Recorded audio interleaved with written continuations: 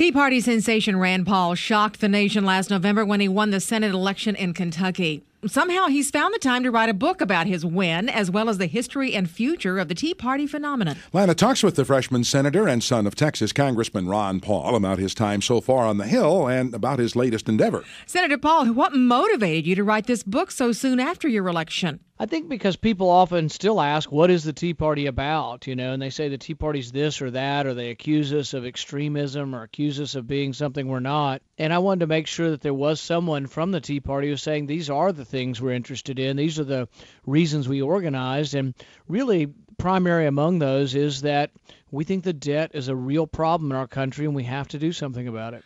You went to Washington vowing to battle the status quo. Are you still finding it business as usual on the Hill? The debate has changed. The debate used to be about where we were going to spend money. Now it is about where we're going to cut and how much.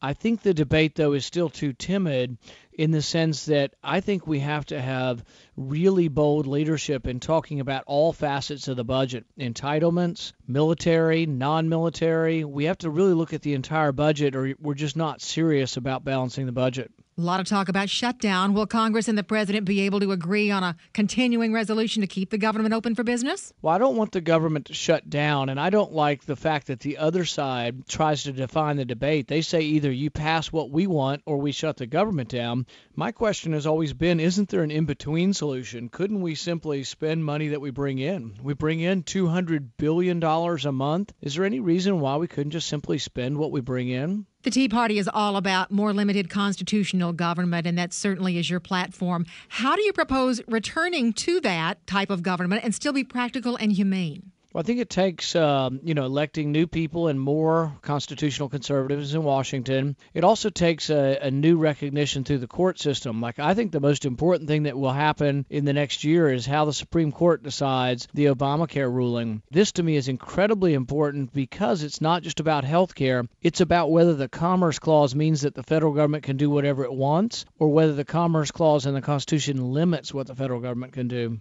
How optimistic are you about the Tea Party's future? I think the Tea Party is here to stay as long as the problem of the debt is being held over our head, and I don't see an easy solution to it. I don't see enough of a consensus in Washington to cut real spending. So I think the Tea Party is here, and it's a good thing because they're going to keep Republicans' feet to the fire. They're going to put pressure on Democrats, and the election in 2012 will also put more pressure on Democrats. If there's any message you want people to take away from your book, what would it be? That the Tea Party really is nonpartisan. It has equal parts chastisement for both Republicans and Democrats, but we are a collection of people who are concerned about the debt and passing it on to our kids and our grandkids. Thanks so much, Senator Rand Paul there. His new book, The Tea Party Goes to Washington.